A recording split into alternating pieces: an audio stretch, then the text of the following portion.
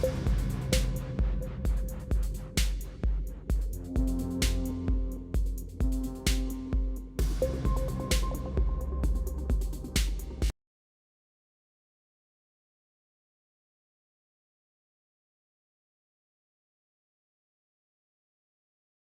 buenas tardes, queridos amigos del Instituto Cervantes de Palermo. Buonasera. Es para nosotros un placer reunirnos en este espacio virtual desde cualquier lugar del mundo que os podéis conectar a esta vuestra casa, que es el Instituto Cervantes de Palermo. Tenemos el privilegio hoy de contar con un conferenciante excepcional para nuestra línea de trabajo de España, Sicilia, de vuelta. Esta línea de trabajo pretende dar a conocer todos los elementos de conexión que hay entre España y Italia, muy especialmente con Sicilia, que a veces parecen obvios, pero a veces no son tan conocidos. En el caso de la conferencia de hoy, pues tenemos uno de los máximos especialistas en la historia, no solamente de España, sino de este tiempo que en los territorios de Italia y de España estaban tan conectados a nivel tanto histórico como político. Bien, Alfredo Alvar es un profesor de investigación del Consejo Superior de Investigaciones Científicas del CSIC en su Instituto de Historia en Madrid. Es académico correspondiente de la Real Academia de la Historia de España. Ha sido condecorado con la encomienda de Isabel la Católica en el año 2015 y, entre otras distinciones, ha recibido el premio Villa de Madrid, Ortega y Gasset de Ensayo y Humanidades. Ha sido profesor en la Universidad Complutense, y ha sido también profesor visitante y conferenciante en múltiples universidades de todo el mundo. Es miembro de la Junta Directiva de la Real Sociedad Económica Matritense de Amigos del País y durante más de 2 décadas ha dirigido cursos de historia y divulgación científica de la institución y dirigió la revista Torre de los Lucanes. Ha presidido también el Instituto de Estudios Madrileños y podemos decir que su investigación se concentra en la Edad Moderna en España. En sus primeros años se dedicó al reinado de Felipe II, el establecimiento de la Corte de Madrid, sus consecuencias, pero ha seguido ampliando a lo largo de su trayectoria profesional y se ha interesado por el arbitrismo, la historiografía, en fin, grandes estudios sobre las innovaciones metodológicas y con estancias de investigación en las universidades de Estados Unidos, en Albany, en Canadá, McGill, y haber investigado, que eso es lo más importante, ir a las fuentes para un historiador. Y él es un ratón de biblioteca, un rey ratón de biblioteca. Permíteme, por la confianza que te tengo, que te lo diga con este cariño. Además es así.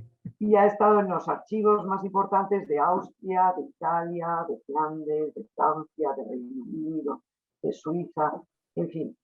¿Qué sabe de lo que habla? Porque no se fía de lo que dijo, que había dicho, que dijeron, sino precisamente va a las fuentes. Eso es en este siglo en estos momentos de noticias falsas, de hate y tal, qué importante es ir a las fuentes para intentar saber qué fue verdadero, qué no fue, y poder decir. Para ello, la metodología rigurosa que Alfredo Alvar aplica a sus escritos, y lo bien que escribe, porque hay historiadores que su escritura no es grata de lectura, pero lo de Alfredo es maravilloso el nivel de escritura, de rigor histórico, con esa pluma tan fina, en un español tan perfecto, que Alfredo es un gusto leerte. Y voy a ir recomendando también para ustedes varios libros de él que creo que pueden ser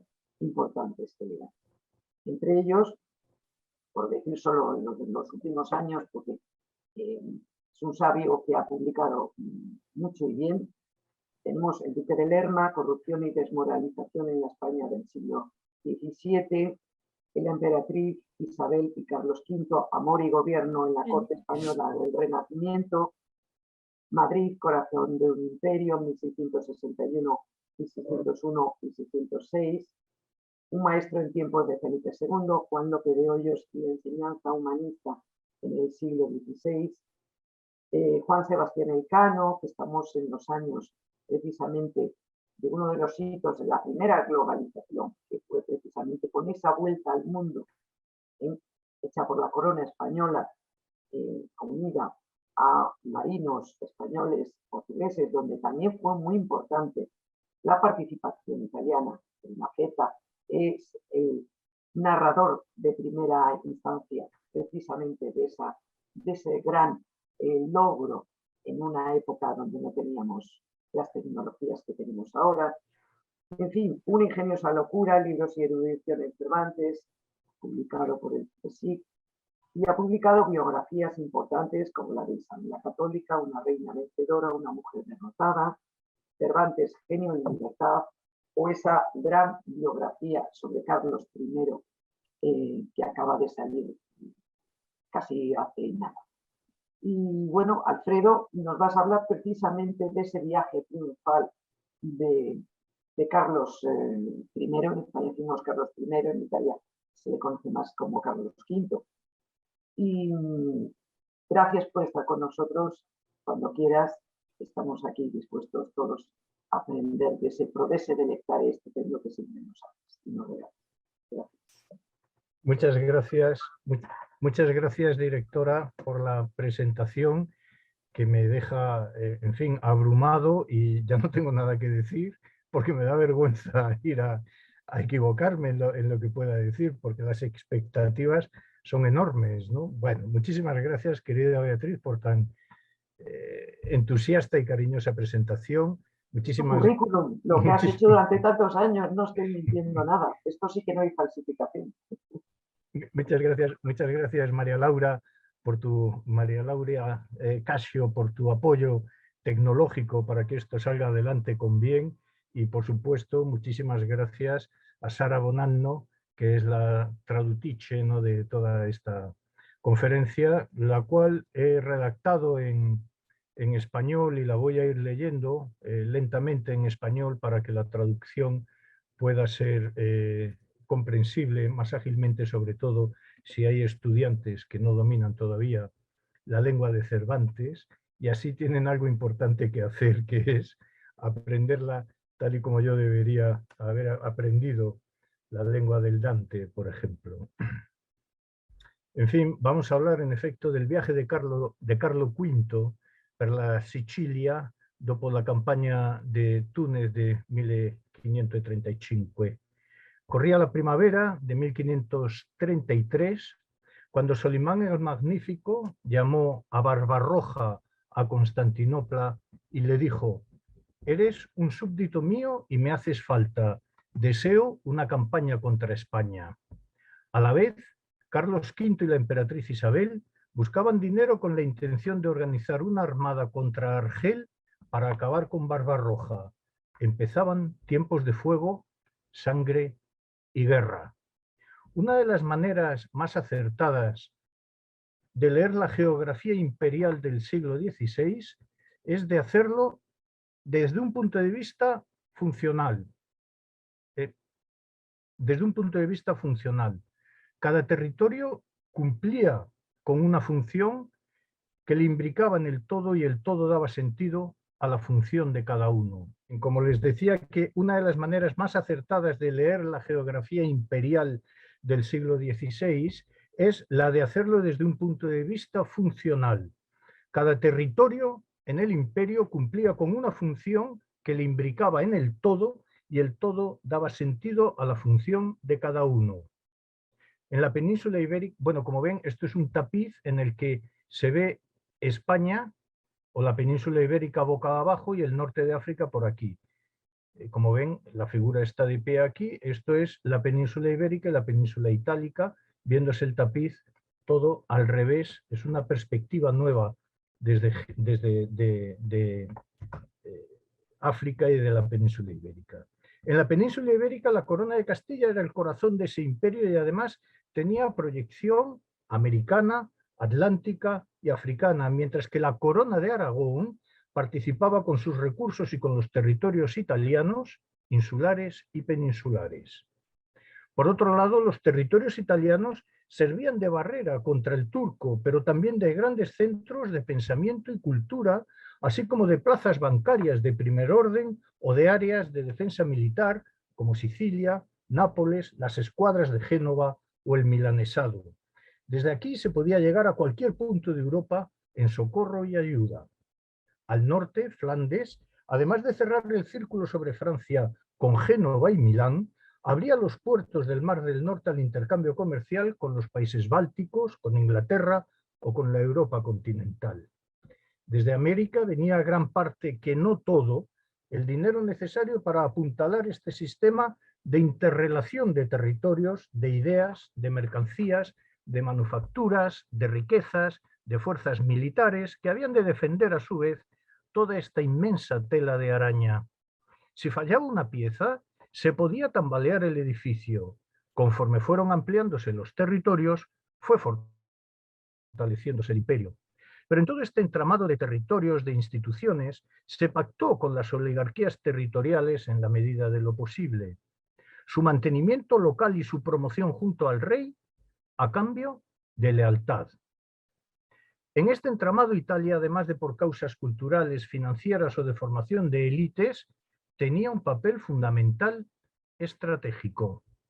Italia era la línea defensiva contra el turco. Sin Italia, se corría el riesgo de ser islamizado hasta Lisboa. Pero Italia, sin un imperio por detrás, corría a su vez el riesgo de ser islamizada, lo mismo que Viena, que si se salvó de caer en poder de los turcos, fue por las ayudas del imperio. Para la mentalidad castellana, desde África, en cualquier momento, se iba a lanzar una segunda invasión.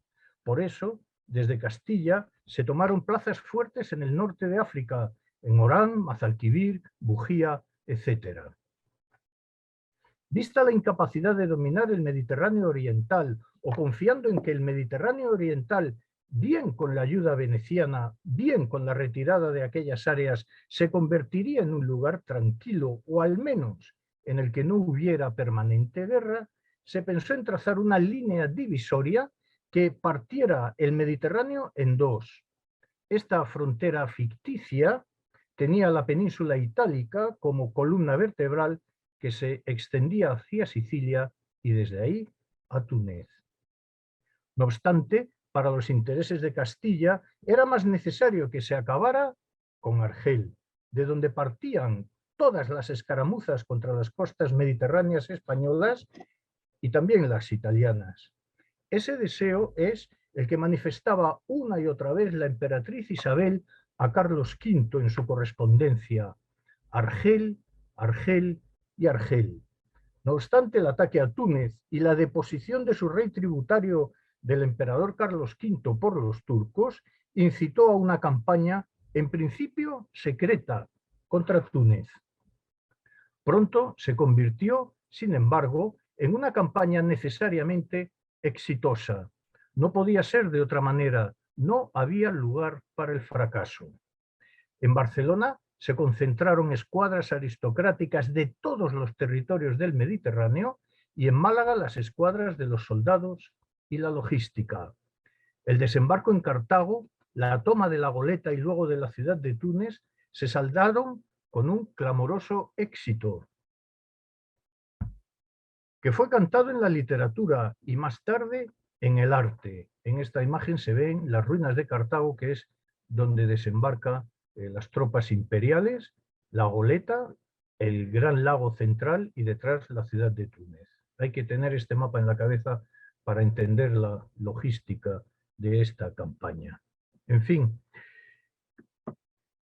digo que las tomas de Cartago, la Goleta y luego la ciudad de Túnez se saldaron con un clamoroso éxito que se cantó en la literatura y más tarde en el arte, porque una de las más ricas colecciones del arte del patrimonio español son conocidos como los tapices de Túnez que hemos intentado ver, que están en el Palacio Real de Madrid y que se hicieron alrededor de 1554, de los que a principios del siglo XVIII se hizo una copia que está expuesta en los Reales Alcázares de Sevilla y cuyos cartones se conservan ahora mismo en Viena, en el Kunsthistorisches Museum de Viena. Curiosamente, murió la emperatriz en 1539 y en 1541 Carlos V lanzó ya sí la campaña contra Argel, pero esta vez se saldó con un estrepitoso fracaso, con lo que no pudo dar satisfacción a los deseos del alma de su esposa. Luego, en 1574 se perdieron Túnez y La Goleta, de tal manera que sin Argel ni Túnez, todo pareciera estar al borde del colapso, como cuenta Cervantes, por ejemplo. Menos mal que la victoria de Lepanto había puesto de manifiesto la vulnerabilidad de los turcos. Rendido el castillo de La Goleta y la ciudad de Túnez en julio de 1535, parecía que el Mediterráneo central iba a poder vivir en paz sin el miedo acuciante a un asalto desde las costas de África, aunque quedara Argel.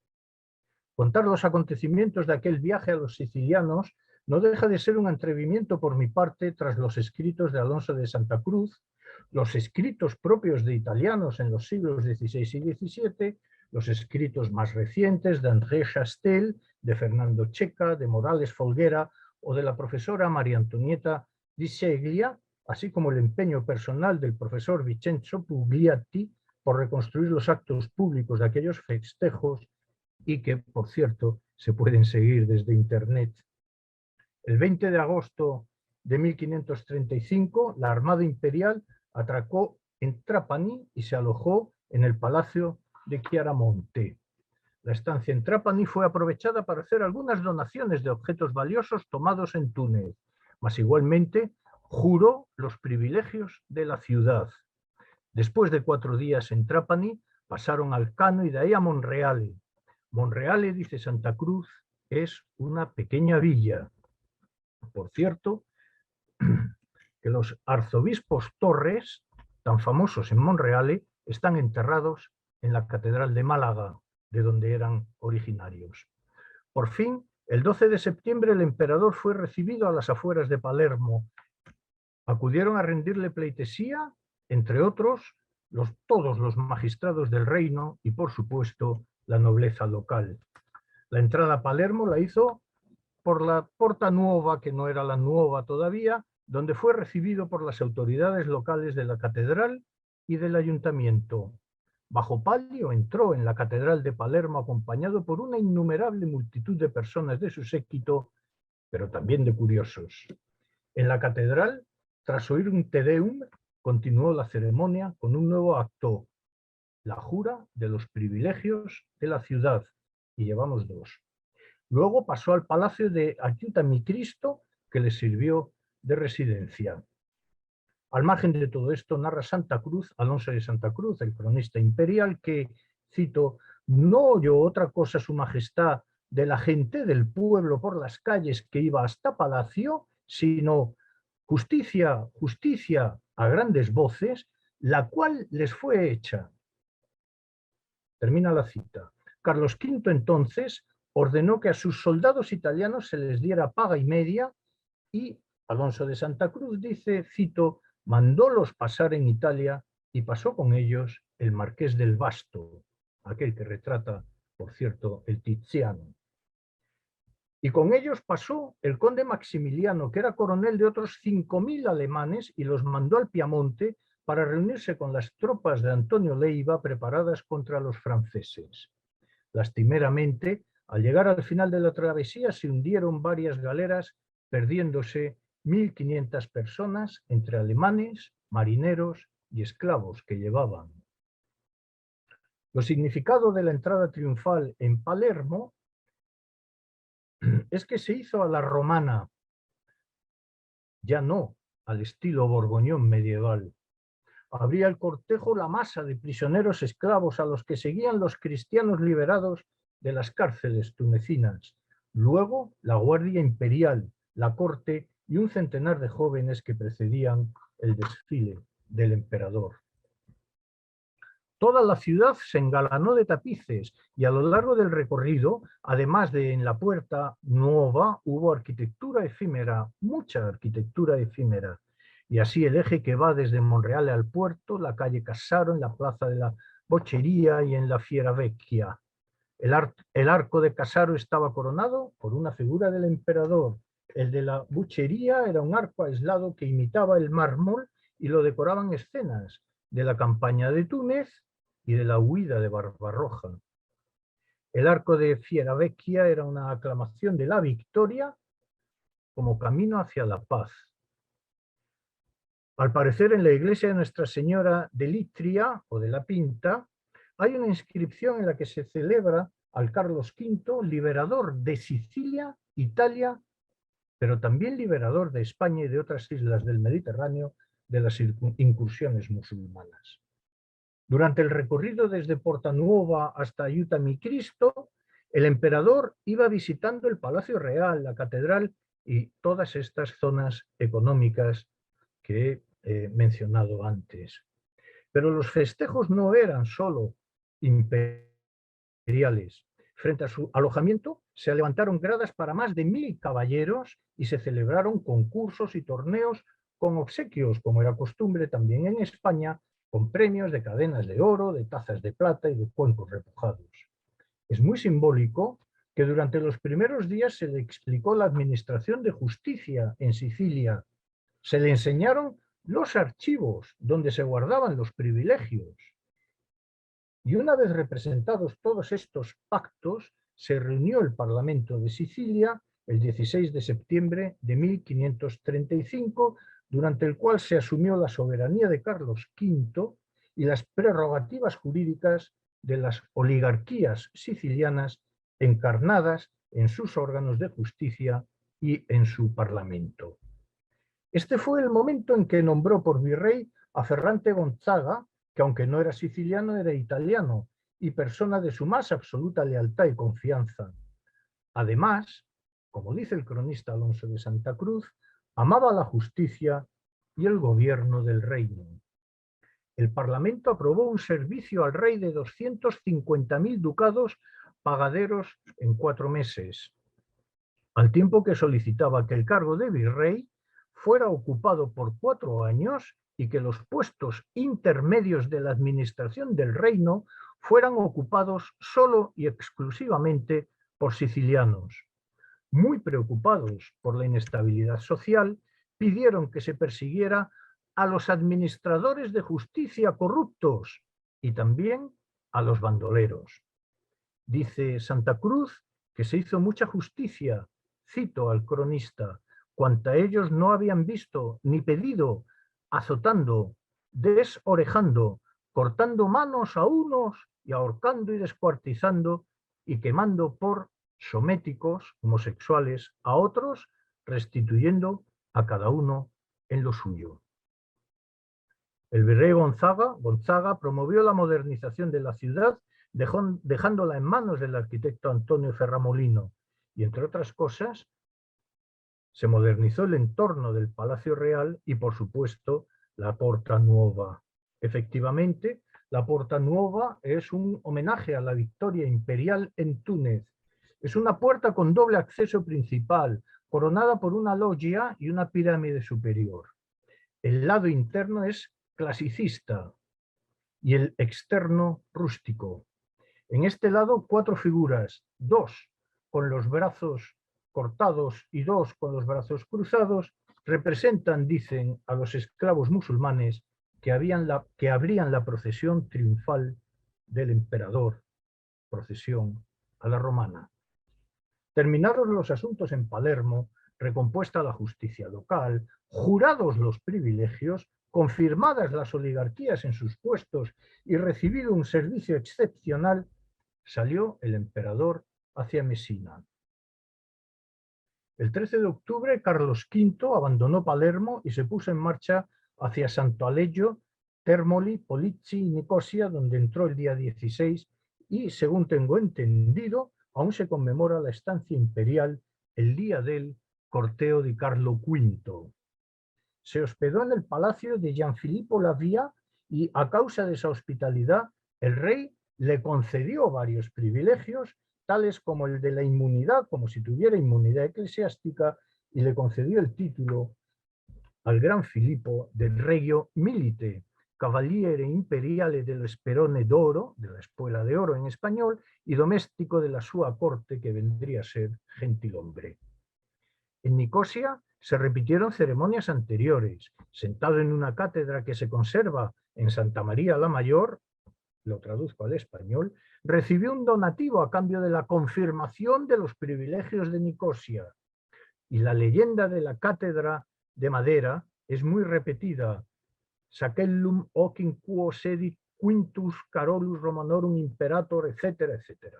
En fin, el día 17 continuó el viaje hacia Troina, y donde allí recibió llaves, regalos de caballo, moros encadenados, soldados en el cortejo y más arcos de triunfo, y luego a Taormina y luego a Mesina. En una de estas localidades, en Santa Alejo, dice Santa Cruz, había una calle hecha de labradores harto bien vestidos, con armas, arcabuces y alabardas, y juntamente con ellos estaban sus mujeres ataviadas muy ricamente. Protegido por la noche antes de entrar en Mesina, pernoctó en el monasterio cisterciense de San Plácido, y a San Plácido fueron a recogerle 400 gentiles hombres, todos mancebos y vestidos muy ricamente. Se constituyeron en la guardia personal del emperador, al colocarse delante y detrás de él. Protegido por esos jóvenes, todos ataviados con muy lindas cadenas y medallas de oro, iba Carlos V a caballo por el camino que conocían como del Dromo, en el que antes de entrar en la ciudad había 3 arcos triunfales, uno de hiedra, otro de olivo y otro de laurel, hechos, dice Santa Cruz, rústicamente en señal de concordia, la hiedra, paz, el olivo, y victoria, el laurel. Mientras tanto, un pregonero voceaba por la ciudad que fueran a recibir a su rey, y así el arzobispo y 12 canónigos partieron en procesión desde la catedral, todos cubiertos con sus capas y sus mitras, y todos los frailes y el clero de la ciudad, y los religiosos predicadores, y los minoritas, y los carmelitas, y los ermitaños mínimos, el protopapa con su clero griego y con su procesión muy grande, continúa otra crónica. Todos salieron por la puerta de San Antón hacia el llano de Santa Cruz, donde esperaron al emperador, que ya iba por la fuente del Espíritu Santo.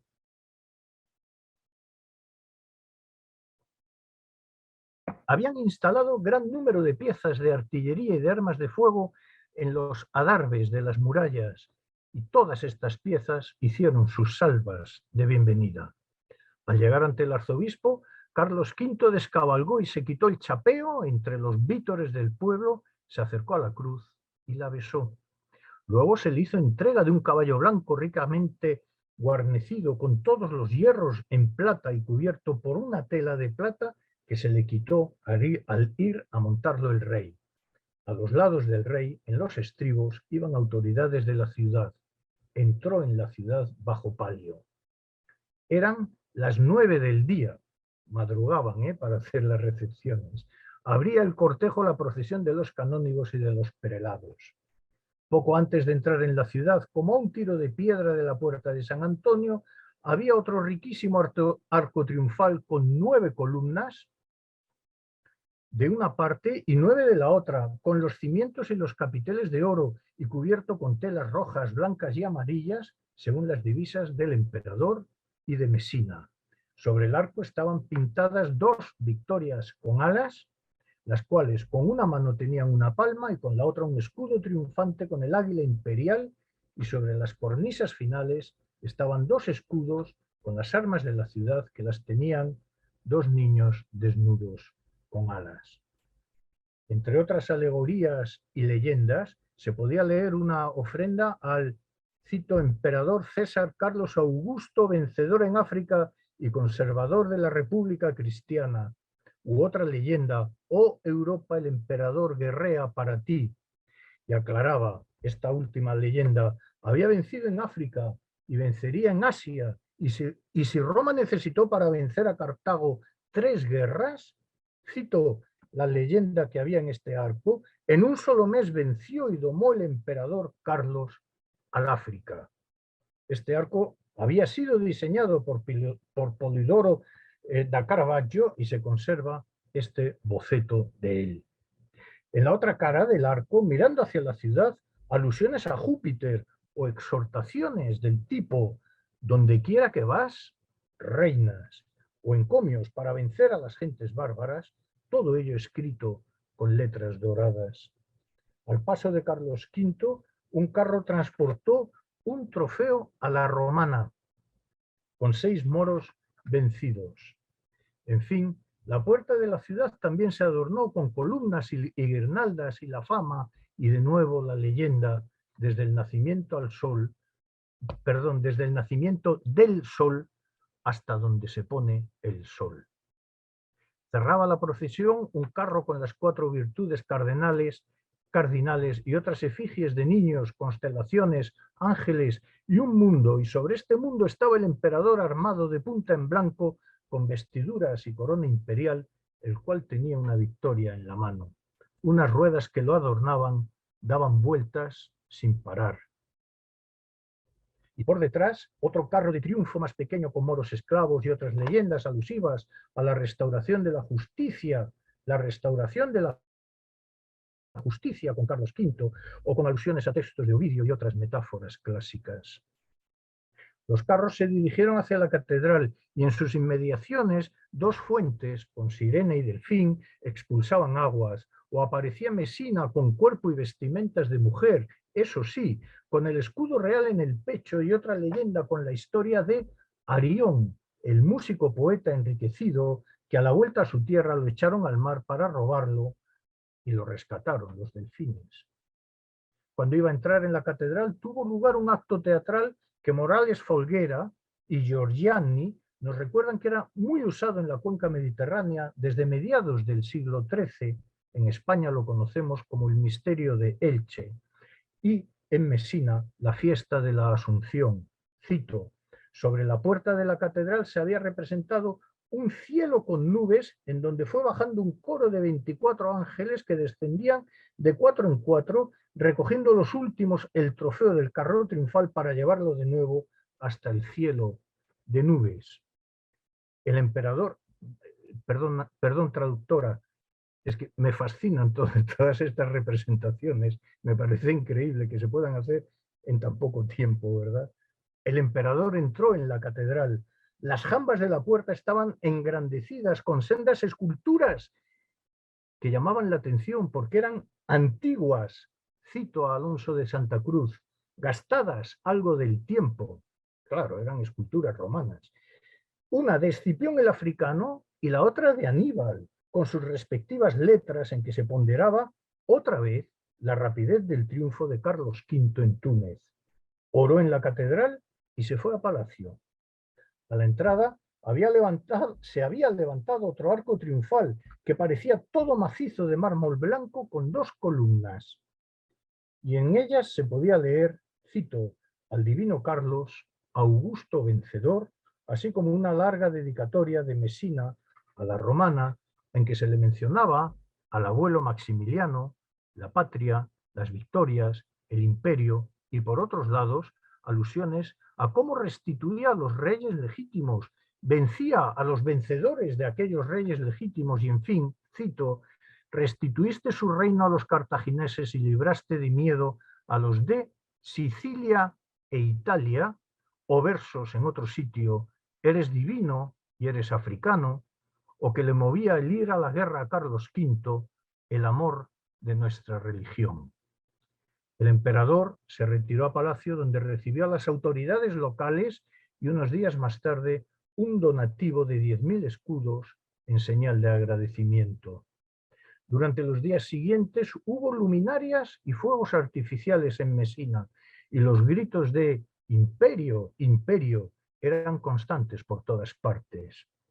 De entre todas las fiestas, acaso la más sonada fue la del domingo 31 de octubre, el emperador fue a misa a la catedral y al acabar el credo, es decir, durante la celebración de la misa, en medio de la iglesia se organizó un espectáculo pirotécnico según el cual una ciudad con armas turcas, Túnez, era incendiada por un águila bicéfala, el águila imperial, que le enviaba todo tipo de rayos hasta demolerla completamente, en medio de la iglesia, en medio de la misa. De sus escombros se erguía una cruz.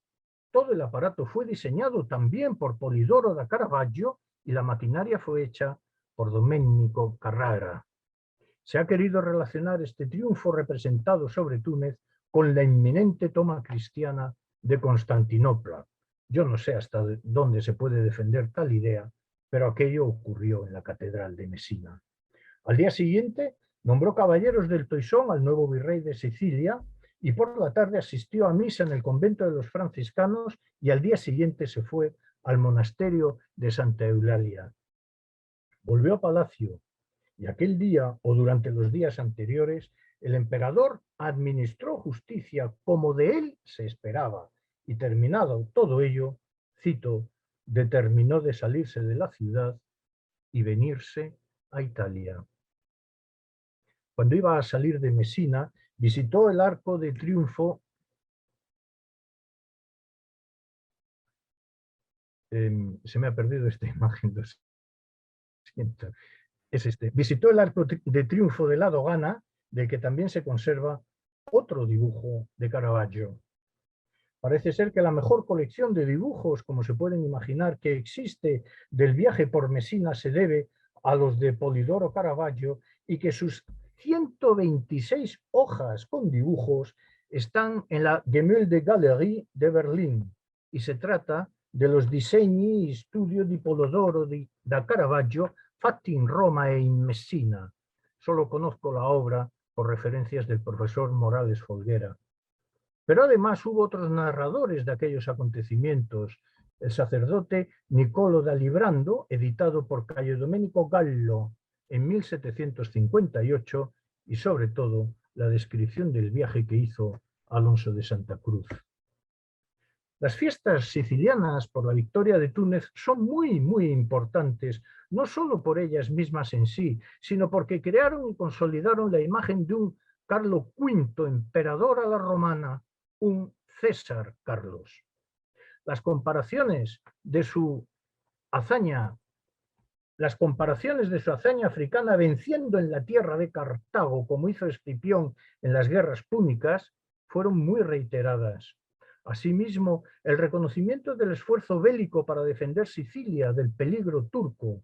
Por todo ello, no es de extrañar que el pueblo gritase emocionado «Imperio, imperio» o «Carlo, Carlo, César, imperio e imperio». Por otro lado, Carlos V fue admirado y aclamado como capitán, esto es, como heroico guía de sus valerosos soldados.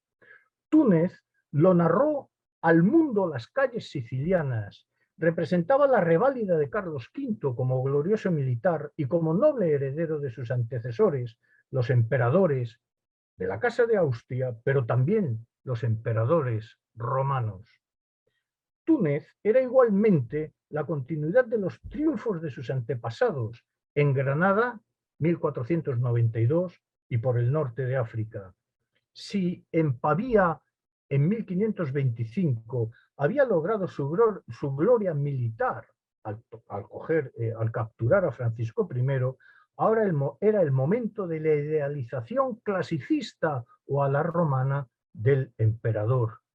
El viaje a Sicilia y luego por Italia significó un viaje ceremonial a favor de la propaganda imperial, pero también para configurar la paz de los equilibrios italianos de tantas familias.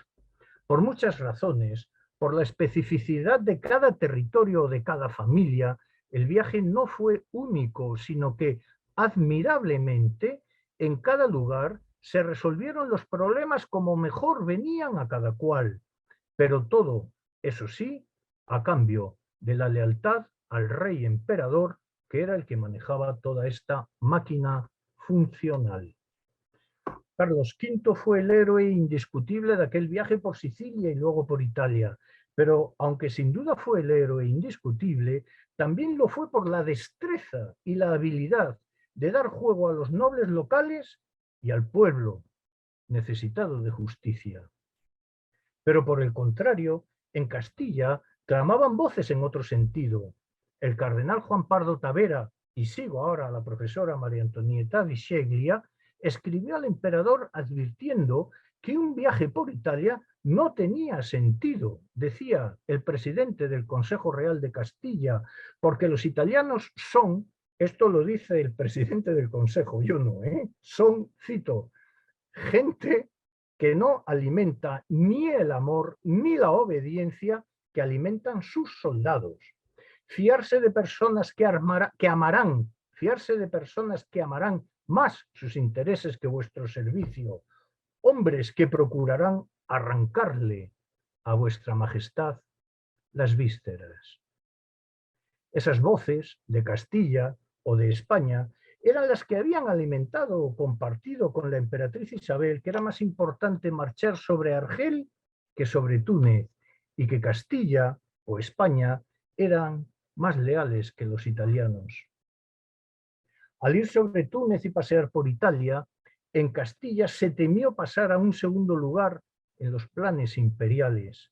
No deja de tener su gracia que aquella Castilla que se había revuelto en una revolución contra su legítimo rey durante las comunidades entre 1520 y 1521, ahora se sentía celosa de perder su preeminencia en el servicio a aquel mismo rey emperador. Pero es que aunque la funcionalidad del imperio solo fuera en idea, no estuviera institucionalizada, solo fuera una praxis, era un sentimiento de pertenencia y una necesidad para la supervivencia de todos. Y había que ponerse a la cabeza. La campaña y el viaje posterior no estaban exentos de críticas y de dudas desde Castilla. Pero, como siempre que se ejerce el legítimo poder, las dudas y las críticas afloran, ya que el individuo confunde su subjetividad con la verdad. El éxito de Carlos V, del viaje de Carlos V, fue indiscutible para aquel 1535 y para su imagen de los años sucesivos.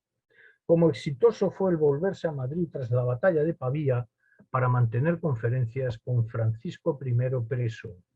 Él defendía el imperio, sus vasallos, cada cual lo suyo, hasta que se veían en peligro. Algunos no vieron a tiempo que el viaje a Sicilia y Nápoles tenía una finalidad superior: robustecer la imagen imperial por medio del boato, sí, pero también por medio de una correcta administración de la justicia y reconocimiento de los fueros particulares que aceptaban la lealtad imperial. El viaje fue un acto comunicativo imperial para con sus pueblos y sus oligarquías locales. Con el viaje buscó y logró, dice la profesora Bisceglia, dissedare le passioni, controllare le fazioni y ricomporre la pace civile.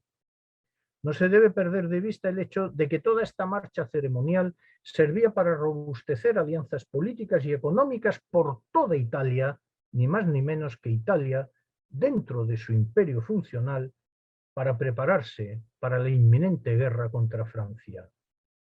Para ello contó también con las élites humanísticas italianas del momento, que participaron activamente en todo este programa de exaltación imperial.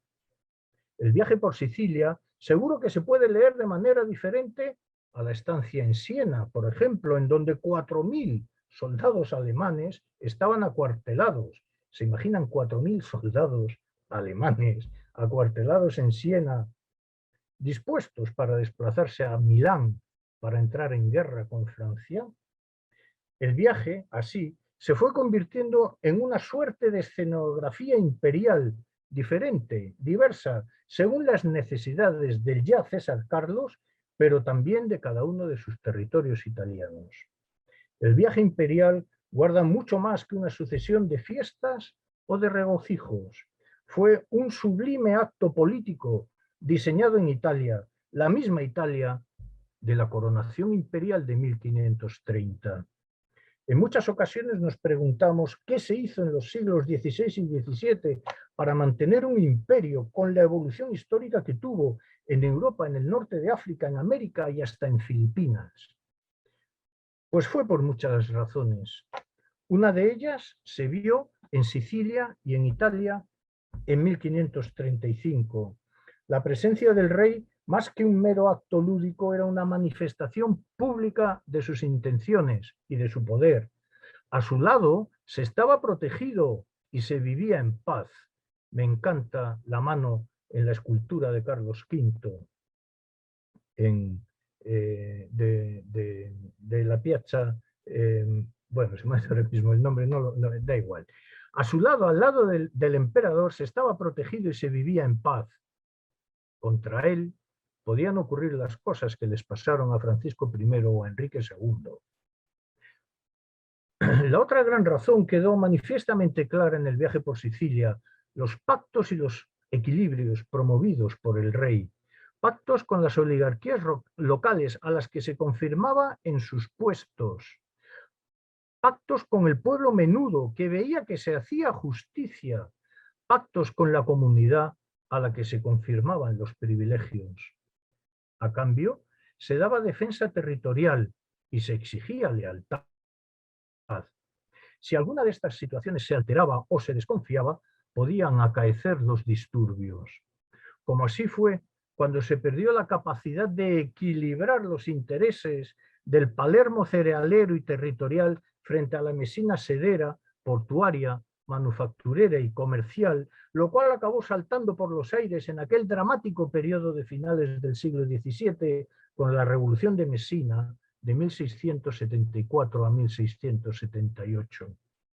En 1591 se había adoptado, entre otras medidas, el monopolio de las exportaciones sederas desde Palermo y la alternancia de la sede virreinal entre Palermo y Mesina.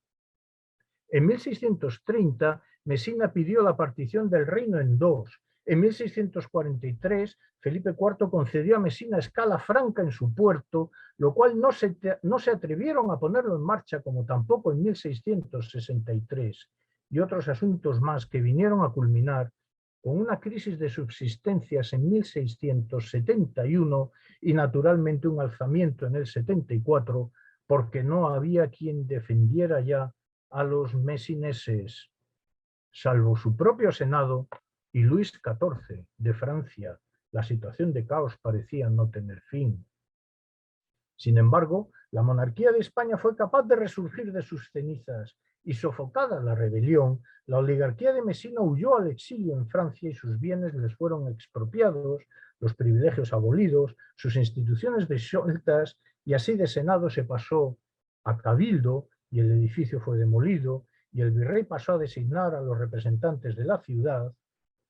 Las campanas de la catedral fueron fundidas y con ellas se hizo la estatua de Carlos II y el archivo pasó a ser custodiado directamente por el virrey, no por la ciudad, y la guarnición militar fue aumentada para vigilar la ciudad, según estudió en su día el profesor Ribot. Cabe preguntarse, pues, ¿por qué Mesina quedó sola en la rebelión de 1674? ¿Acaso porque el programa político e ideológico desplegado en aquel lejano viaje de 1535 estaba presente en la mente de muchos sicilianos, de muchos italianos y de muchos consejeros de la monarquía? Es todo. Muchas gracias.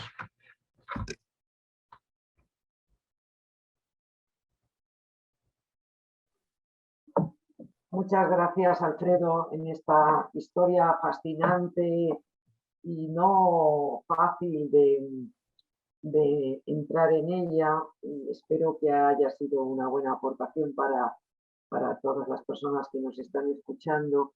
Y ahora, María Laura, no sé si hay alguna pregunta, alguna persona quiere hacer alguna intervención o preguntarle al profesor Alvar.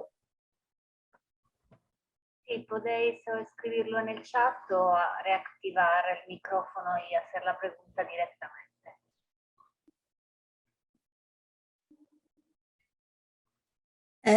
Io solo, no es una pregunta, sino se le agradezco mucho a todos y al profesor Alfredo Alvar, porque eso ha sido una narración muy, muy emocionante de la historia.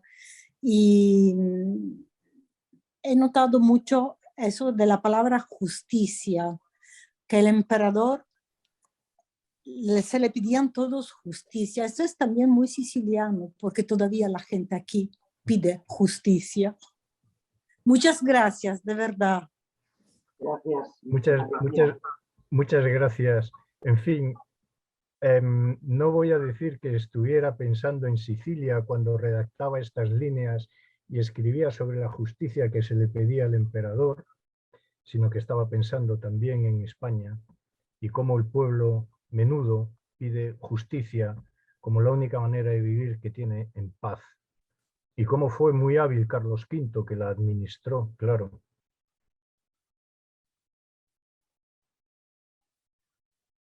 ¿Alguna pregunta más? ¿Puedo Sí. hablar? Sí, la profesora Ruta. Sí. Antes de todo, mis agradecimientos también al profesor Alvar, que lo ha hecho muy claramente, detalladamente, y por esto le quería pedir, no preguntar, pedir si se puede tener la conferencia escrita, si nos puede regalar este papel, porque tiene tantos datos, tantos detalles que para nosotros los sicilianos serían muy interesantes tenerlos y guardarlos y poder volver, porque claro, se han entendido muchas cosas por la conferencia, pero reflexionar un poco sobre estos eventos sería importante. Muchas gracias. Muchas gracias, profesora Ruta, por su petición. Yo voy a hacer lo que me diga la directora del Instituto Cervantes que tengo que hacer. Lo hago encantado, les pasaré el texto, pero sí que querría que constara siempre que es el texto de una conferencia. Faltan notas a pie de página, por ejemplo, pero vamos, no me importa en absoluto entregárselo. De hecho, además, es que la preparación de esta conferencia, tener que sintetizar en este tiempo y en estas páginas todo esto, me ha resultado un ejercicio intelectual fascinante, metodológicamente fascinante, porque una de las cosas que me planteo constantemente es qué se hizo para mantener el imperio durante 2 siglos, cómo se mantuvo, y la lealtad, la administración de justicia, los pactos con las oligarquías locales han sido para mí las bases del imperio español. Y claro, al encontrarme que en Sicilia en 1535 se juraban los privilegios, se visitaban los archivos, se administraba justicia, me parece el modelo casi perfecto o un modelo increíble de cómo se organizó el funcionamiento del imperio y que duró durante 2 siglos. El texto está, por supuesto, estará a su disposición en cuanto me lo solicite la profesora Beatriz Hernández. Sí. Gracias por la generosidad, querido Alfredo. De todas maneras, esta conferencia está grabada y como ha anunciado María Laura Casio, nuestra gestora cultural, estará a disposición de todos ustedes en nuestro canal YouTube. Quiere decir que esto, con la visión también de las diapositivas que ha puesto el profesor Alvar, y de todas maneras, si interesa, pues podemos poner en nuestra página web del Instituto Cervantes de Palermo, si al profesor Alvar no le parece mal, que la gente pueda descargarse, pero siempre citando la fuente. El único problema con las imágenes, bueno, las imágenes no podrán estar, pero las pueden ver en nuestra conferencia. Que no lo digo, que yo estas imágenes no tengo los derechos de reproducción. Ya lo sé que tú en eso eres súper riguroso Y No, nosotros también, como Instituto Claro. Cervantes, que somos una Claro. institución pública, con lo cual la conferencia estará, como he dicho, en nuestro canal de YouTube, y después estará la conferencia del profesor Alvar, pero esto sí, la semana. No tengo inconveniente y además, pidiéndomelo ustedes, yo no tengo ningún inconveniente en darle difusión a este texto si merece la pena. Que espero que sí, ¿no? Gracias por la generosidad. Claro. ¿Alguna pregunta más? Profesor, que sería por mi parte un uso absolutamente personal. Comprendo todos los límites de la ciencia, pero sería para información y sigo a cualquier edad, hay siempre que aprender algo más, ¿no? Y a mí me gusta seguir aprendiendo. Muchas Pues gracias. para mí es una lección que me da el decirme que siempre apetece seguir aprendiendo. Encantado de remitirle la conferencia a doña Beatriz Hernández. No tengo ningún inconveniente, porque sé que van a hacer buen uso, que somos colegas. ¿Alguna pregunta más? ¿Alguna intervención? Bueno, yo Sí. quería comentar algo, pues la descripción que hizo el profesor Alvar de los triunfos y de las procesiones, de los cortejos que se hicieron en Sicilia, etcétera, etcétera, pero tan concretos y tan detallados que no cabe duda la sensación que tenemos todos, o sea que lo que se hizo allí fue a imitación de las glorias antiguas del Imperio Romano. O sea que Carlos V quería, o Carlos I quería No, Carlos V, reverdecer, Carlos V. exactamente, quería reverdecer los fastos del Imperio Romano, sin duda ninguna.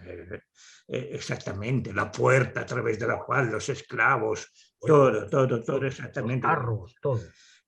Ahora, y esto es efectivamente lo que se puede comprobar también por el camino, no directamente de la historia, sino a través del camino de la poesía, de la cultura. Estoy pensando en Garcilaso, por ejemplo, Sí. que en un soneto que no se sabe muy bien si es suyo, y yo dudo de su autoría en este caso, dirigida a Boscán desde la goleta, ¿no? Y donde dice Boscán, las almas y el furor de Marte que con su propia fuerza el africano suelo regando, hacen que el romano imperio reverdezca en esta parte, etcétera, etcétera. O sea que es exactamente lo que el emperador hizo entrando en Sicilia. Lo que me extraña, en cambio, es que Garcilaso, que era un soldado al servicio de Carlos V, solo que tenía relaciones de amistad y que estaba muy comprometido en los asuntos políticos de Carlos V y sobre todo en los asuntos guerreros. Tanto es así que se murió peleando para Carlos V. Perdona, no me están llamando en este momento, el momento más trágico, no podría haber. El albañil que va a casa a arreglar. Ahora, lo que me extraña de todo esto es que justo en medio de estas guerras, de estos triunfos, de este renacimiento del Imperio Romano, Garcilaso, al terminar la descripción de esta gloriosa empresa en la goleta, dice: aquí, donde el romano encendimiento, donde el fuego y la llama licenciosa solo el nombre dejaron a Cartago, y llama Túnez Cartago, por supuesto, vuelve y revuelve amor mi pensamiento, hiere y enciende el alma temerosa, y en llanto y en ceniza me deshago. O sea, ¿qué pensaba un guerrero que estaba al servicio de Carlos V, que estaba peleando? Me extraña, ¿no? Que de repente diga, lo único que pienso es que tengo penas de amor y no penas de otra naturaleza. ¿Me explicas este misterio, por favor, Alfredo? No, yo es que a los poetas no me cuesta entenderlos. Yo Es soy cur- más seco. Yo, yo soy de documentos claritos. No, pero es verdad, bueno, he citado que la expedición a Túnez fue recogida en la literatura, por supuesto, es en esta oda y otro soneto, me parece que tiene Garcilaso, dos composiciones, Sí, sí, son dos más dos, algo. ¿verdad? Y no sé si también Calvete de Estrella, no sé, ¿hay alguna composición más de la campaña de Sí. 1535? Sí, pero bueno, no he podido, no. Y aparte, como yo soy historiador, comprender a Boscán o a Garcilaso me cuesta más que unos documentos de Ducados y de Maravillas, ¿no? No, lo siento, no puedo dar. No, lo que me extraña, no, lo que realmente me extraña es que al lado de esta ideología victoriosa se coloque los sentimientos de amor. Bueno, es que a lo mejor, Eh, ¿y si lo escribió todo en Túnez cuando todavía no habían cruzado a Sicilia y no sabía la que se iba a preparar en Sicilia? no, eso sin duda, no, esto resulta que se escribió antes de Claro, de entonces lo que ocurrió podía en escribir de Sicilia. amor, si lo hubiera visto lo de Sicilia, lo de No, Micelia, lo de Palermo, Porque habría entra hecho, más el bueno, espíritu Fernando renacentista. de Herrera se le habría quedado corto, ¿no? Escribiendo como si fuera Homero o algo por el estilo, ¿no? pero Tiene es su, curioso, ¿no? Al lado de todos estos Sí, triunfos, claro, claro. Bueno, eso, el amor, el lírica otro de texto amor. ya, pero del año 73-74, absolutamente maravilloso, es el de Cervantes, de la pérdida de la goleta y Por Túnez. eso, claro. Pero este es un texto, pues eso, que no es de un poeta, entonces se entiende más.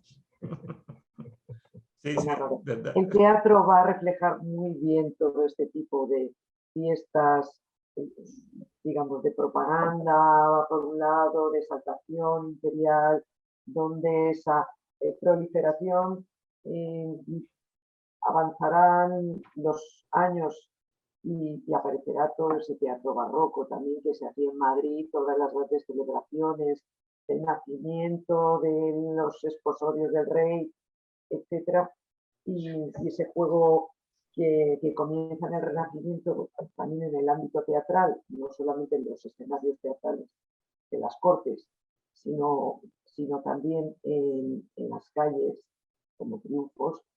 Yo creo que es un tema que España e Italia han tenido y tienen en común muy claramente, ¿no? Sicilia es una tierra donde todo se celebra en la calle. Cuando hablaba de los fuegos artificiales, ¿no? Pues es que me estoy acordando que en Palermo todos los días se oyen fuegos artificiales, ¿verdad, María Laura y todos los que vivimos aquí? Que se festeja el santo o una fiesta o lo que sea. Esa parte celebrativa también es, yo creo, muy común en nuestras dos tierras, tanto en España como en... Y allí, pues, esta fiesta, yo creo que supuso seguramente un momento importante para Sicilia y se ha seguido haciendo esas celebraciones a lo largo de, no solamente con el emperador Carlos V, sino con los sucesivos reyes que han estado en tierras sicilianas.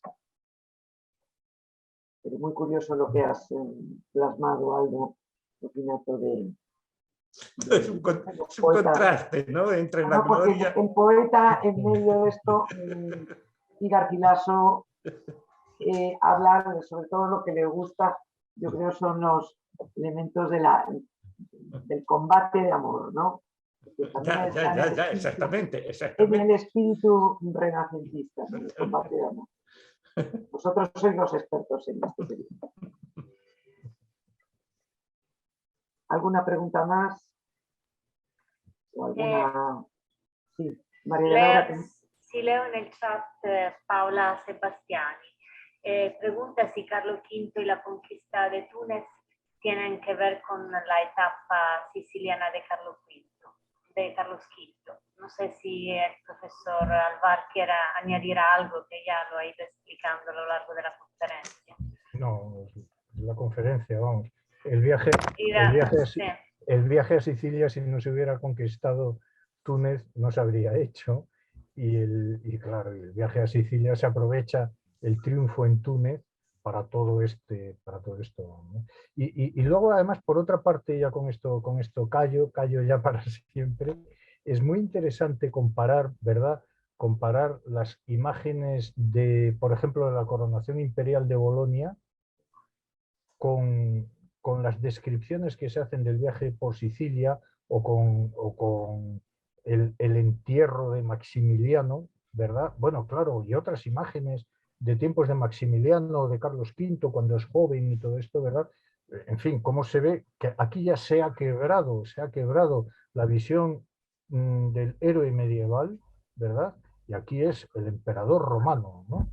Y es Sicilia, es 1535 lo que hace cambiar la imagen imperial de Carlos V. Ya no es el sacro imperio germánico, no, es el imperio romano retransportado al siglo XVI. Me parece maravilloso y por eso agradezco de verdad, lo digo de corazón, muchísimo a Beatriz la invitación que me ha hecho para la conferencia, porque he tenido que sintetizar todo esto y poder decir claramente pactos con las oligarquías locales, pactos con el pueblo menudo, tal, no sé qué, y exaltación del imperio romano en y a partir de 1535 Sicilia.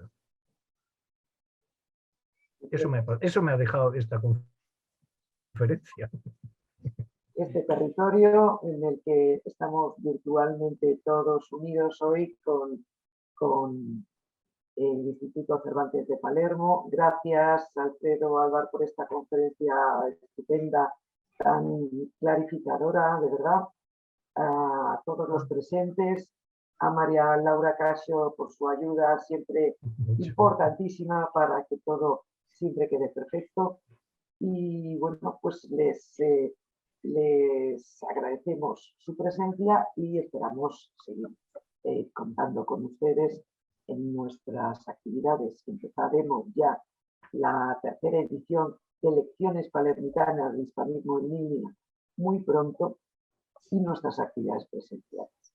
Así que esta es la casa de todos los que aman la actividad en España.